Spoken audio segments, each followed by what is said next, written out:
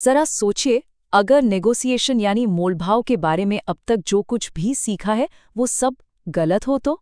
आज हम एक पूर्व एफबीआई होस्टेज नेगोशिएटर की नज़रों से कुछ ऐसे राज जानने वाले हैं जो मोलभाव को लेकर हमारी पूरी सोच को ही बदल कर रख देंगे।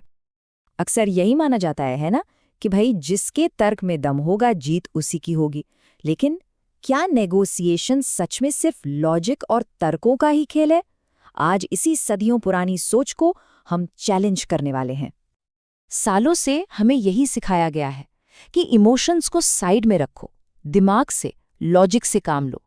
पर जब हालात सच में बिगड़ जाते हैं ना, तो यही लॉजिक किसी काम नहीं आता। आज पता चलेगा ऐसा क्यों होता है। तो देखिए, पुराना नियम क्या था?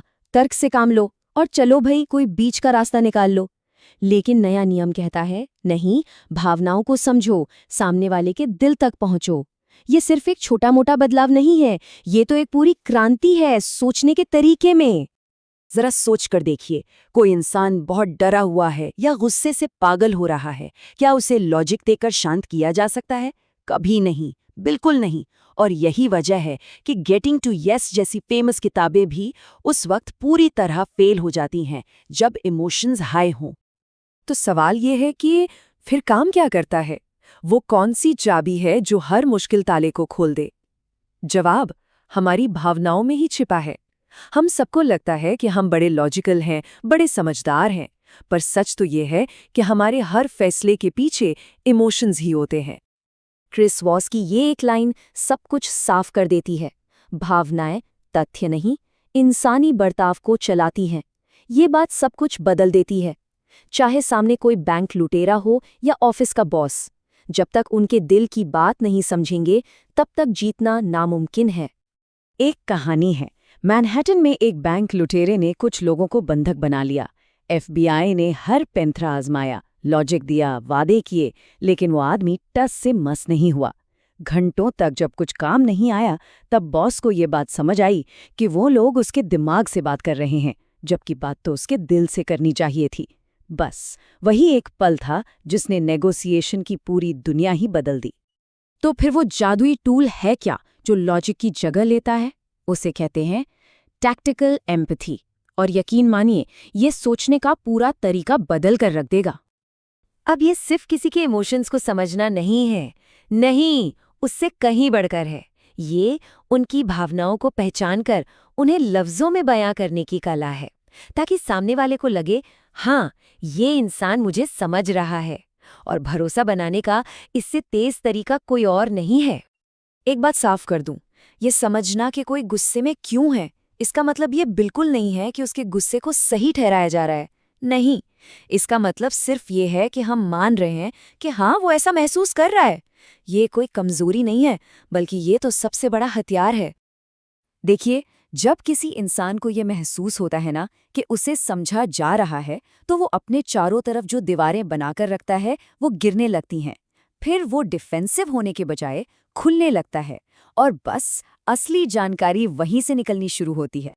तो ठीक है, इसे अपनी जिंदगी में कैसे लाया जाए? सबसे पहला और सबसे जरूरी कदम, बोलना बंद करें और सुनना शुरू करें। लेकिन सिर्फ कानों से नहीं, पूरे ध्यान से, दिमाग से। अगली बार जब किसी से बात हो तो एक सवाल खुद से जरूर पूछना, क्या मैं सिर्फ जवाब देने के लिए सुन रहा हूं या सच में समझने के लिए? क्योंकि एक असली नेगोशिएटर सिर्फ शब्दों को नहीं सुनता, वो शब्दों के पीछे छिपे मतलब को सुनता है, उसके लहजे को, उसके ठहराव को, और वो बातें जो कहीं नहीं जा रही। अच्छा, हमें हमेशा यही सिखाया जाता है कि चलो भाई कॉम्प्रोमाइज़ कर लो, समझौता ही सबसे अच्छा सल्यूशन है ना?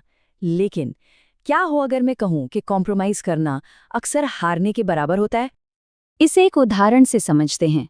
मान लीजिए किसी को सफ़ेद कार चाहिए और उसके पार्टनर को काली। दोनों ग्रे कार पर समझौता कर लेते हैं। नतीजा क्या हुआ? दोनों में से कोई खुश नहीं है। समझौता अक्सर किसी को भी वो चीज़ नहीं देता जो वो सच में चाहते हैं। असली लक्ष्य तो एक ऐसा सल्यूशन ढूंढना है जिससे दोनों खुश हों, भले ही वो बीच का रास्ता न हो। अब मन में ये सवाल आ सकता है, भाई हम कोई एफबीआई एजेंट तो है नहीं, ये सब हमारे किस काम का? सच तो ये है कि हम सब हर दिन नेगोशिएट करते हैं, चाहे हमें इसका एहसास हो या ना हो। जब सैलरी बढ़ाने की बात होती है, वो एक नेगोशिएशन है। जब पार्टनर के साथ ये तय होता है कि छुट्टियों पर कहाँ जाना है, वो भी एक नेगोशिएशन है। अरे दोस्तों के साथ ये तय करना कि पिज़्ज़ा कहाँ से ऑर्डर करना है, वो भी तो एक नेगोशिएशन ही है। तो इसे सिर्फ एक बिजनेस टूल की तरह नहीं देखना चाहिए। ये रिश्तों को बेहतर बनाने की, अच्छी डील्स करने की और अपनी जिंदगी को अपनी शर्तों पर जीने की एक कला है।